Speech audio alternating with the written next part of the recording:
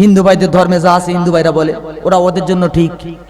কিন্তু মোল্লাও দেখে দেখে শিখে ফেলেছে। হুজুর তো ভালো ওয়াজ করে, হুজুর তুমি দাওয়াত লেখো, টুপি তুমি বাক্সে ঢোকো, সামনের বছর দেখা হবে, মানে মাল জীবনে মসজিদে যায় না। অবস্থা এই। প্রাণপ্রিয় বন্ধু, কোরআন এসেছে জীবিত মানুষের রাস্তা দেখাতে। কাদের রাস্তা দেখাতে বলছি? জীবিত মানুষের। কোরআন শুধু শবে বরাত আর 27-এর জন্য নয়, কোরআন শুধু মরা মানুষের জন্য নয়। কোরআন এসেছে এই মানুষকে দুনিয়া থেকে কিভাবে জান্নাতে নিয়ে যাওয়া হবে তার পথ দেখাতে। এবার আসুন আমরা কিভাবে চলবো বলে নিই। ট্রেনের পাটি কটা? আমি দুটো আঙুল তুলে দিস তা বলবে না? দুটো। এই দুরন্ত এক্সপ্রেস যদি বলে আমি ভারতবর্ষের সেরা ট্রেন, আমি আর পার্টিতে না চলে একটু বোম্বে রোডে গিয়ে আমি একটু বোম্বাই যেতে চাই, যেতে পারবে? যেখানেই পার্টি চ্যুত হবে ওখানেই পদস্খলন হয়ে যাবে, আগাতে পারবে না। আল্লাহ বলছে আমি তোমাদের মানুষ করেছি, তোমাদের দুটো পার্টি দিয়েছি, তোমরা তোমাদের জীবনের চাকা ওই পার্টিতে তুলে দাও। গাড়ি শুরু হবে বলবলিয়া থেকে, পৃথিবীতে ওর স্টপেজ স্টেশন নাই, ওর স্টেশন হচ্ছে থুরু আল্লাহর জান্নাতে। জোরে বলেন সুবহানাল্লাহ। তাহলে কোরআন আমাদের জীবনের পার্টি কোনটা? আমাদের জীবনের পার্টি হচ্ছে কোরআন আর সুন্নাহ। কোরআন আর সুন্নাহ আল্লাহ রাসূল পরিষ্কার বলে দিয়েছেন, ফিহিমা কিতাবুল্লাহ। একটা হচ্ছে কোরআন ও সুন্নাত রাসূলিহি, আর একটা নবীর সুন্নাত। এই দুটোর উপরে তোমার জীবনের চাকা তুলে দাও। জীবনের চাকা বলতে কোন চাকা? আমাদের কি চাকা টাকা আছে নাকি? চাকা নাই। তোমার রাজনীতি, সমাজনীতি, অর্থনীতি, পারিবারিক নীতি, যত নীতিমালা আছে সমস্ত নীতির চাকা ওর উপরে তুলে দাও। কারণ আমি ইচ্ছা মতো খাই না, নবীর মতো খাবো, ইচ্ছা মতো বলি না, নবীর মতো বলবো, কার মতো পড়বো, নবীজির মতো পড়বো, কার মতো জিন্দেগি গড়বো, নবীজির মতো জিন্দেগি গড়বো, সাহাবীদের মতো গড়বো। এটা হলো চাকা, বুঝতে পারছেন না? এই চাকা যদি নবীর মতো হয় ঠিক আছে, আর যদি কোনো জায়গায় গিয়ে বলে না আমি ইচ্ছে মতো চলবো, নবীর তরিকাতে চলবো না, ওই ট্রেনের মতন পার্টি পদস্খলন হবে, নাম শুধু মোল্লা থাকবে, আল্লাহর জান্নাতে যাওয়া সম্ভব না। এবার আল্লাহর কোরআন বলো তোমার আসার কারণ কি? আল্লাহর কোরআন বলছে আমার থেকে, তবে তুমি শুনে নাও। সূরা ইব্রাহিম প্রথম পৃষ্ঠার একদম আয়াত নম্বর 1-2 খুললেই পেয়ে যাবেন। আল্লাহ বলছেন আলিফ লাম রা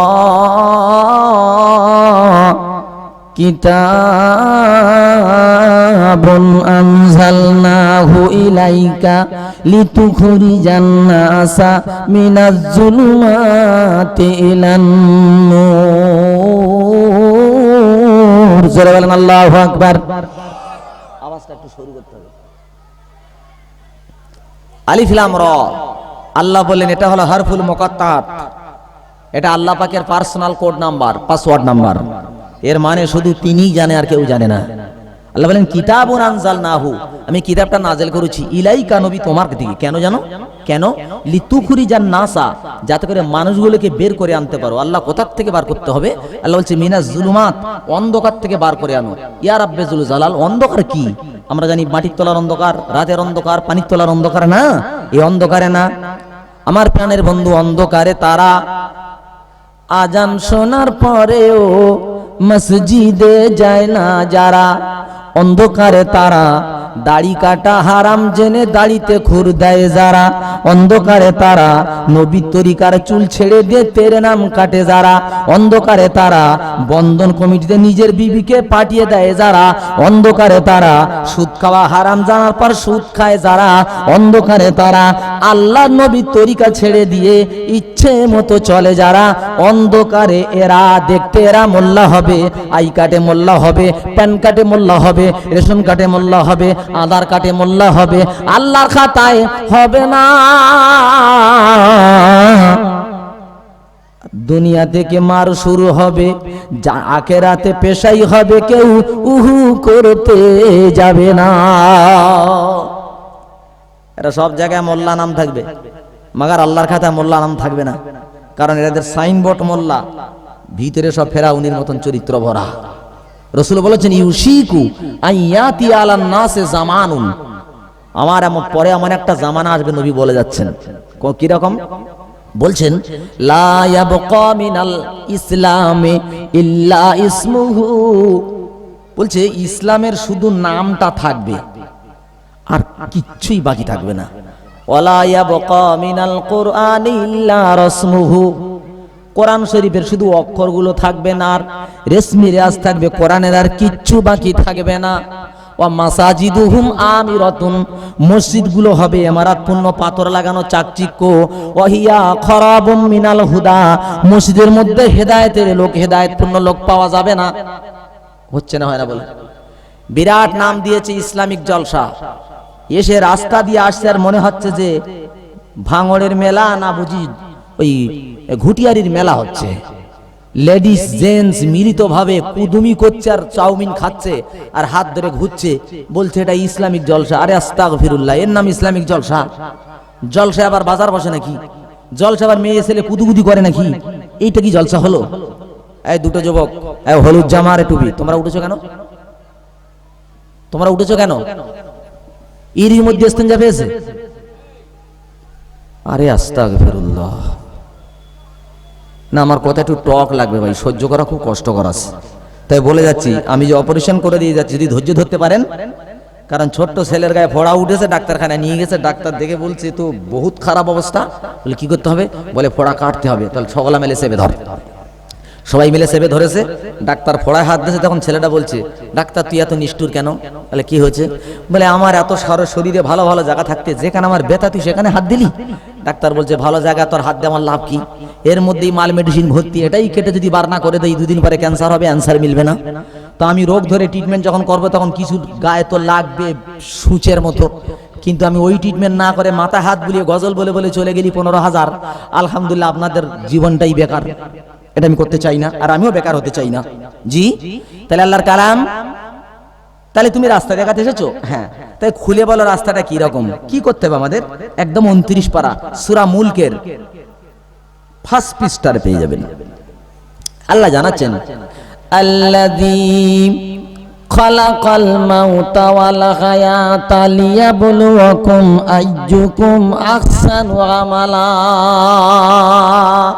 আল্লাযী, যিনি খালাকাল মাউতা, সৃষ্টি করেছেন মৃত্যু, ওয়াল হায়াত, এবং হায়াত কি জন্য? লিয়াবলুয়াকুম, তোমাদেরকে পরীক্ষা করার জন্য। আল্লাহ কি পরীক্ষা করতে চাও? আল্লাহ বলছে আহসানু আমালা, কে কত সুন্দর আমল, ভালো আমল করতে পারো, এজন্য আমি আল্লাহ তোমাদেরকে সৃষ্টি করেছি। আল্লাহ যদি বলতেন আকসারু আমালা, আলিফ কাব দিতেন, তাহলে আল্লাহ এই কথার অর্থ জানাতো কে কত বেশি আমল করতে পারো। আল্লাহ তা বলেনি, আল্লাহ বলছে আহসানু আমালা, কে কত সুন্দর আমল, ভালো আমল করতে পারো, এর জন্য পাঠালাম। আল্লাহ সুন্দর আমল বলতে কি একটু আমাদের বুঝিয়ে দাও। সাহাবী বলছেন, আন্না রাসূলুল্লাহ সাল্লাল্লাহু আলাইহি ওয়াসাল্লাম দাখালাল মসজিদ, আল্লাহ নবী মসজিদের মধ্যে ঢুকেছেন। ফাদাখালা রাজুলুন, একটা সাহাবী ঢুকেছে।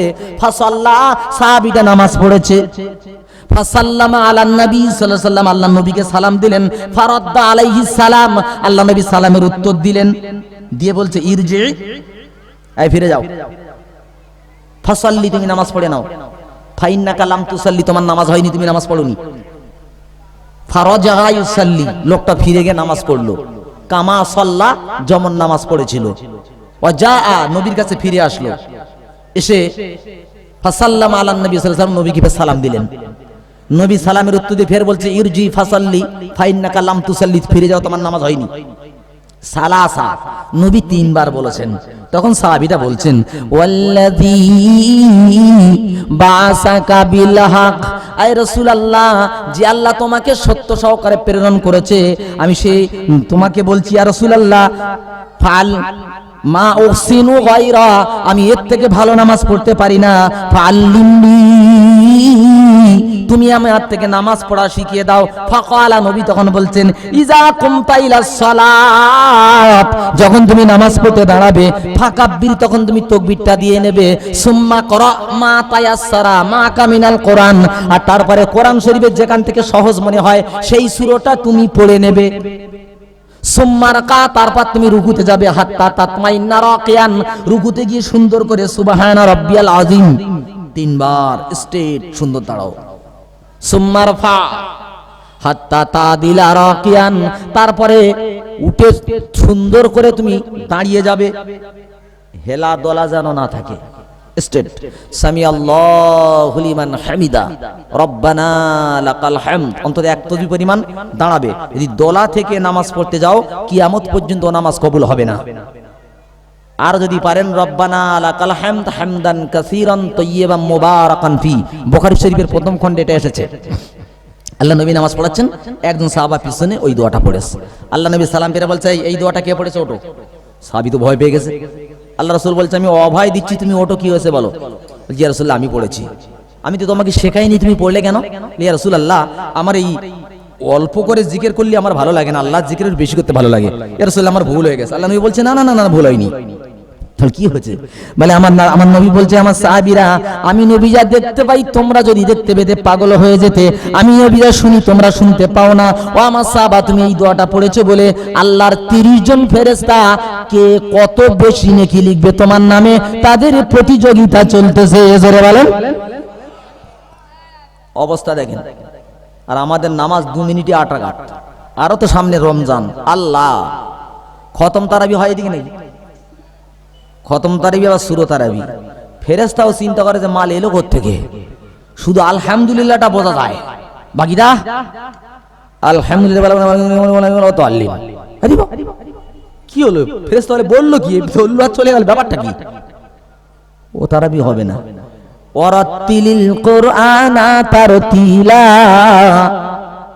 কোরআন পড়ো ধীরে সুস্থে সুন্দর করে তাসবিহের সাথে। কে বলেছে তোমাকে 30 দিনে কোরআন খতম করতে হবে, তারাবি পড়তে হবে?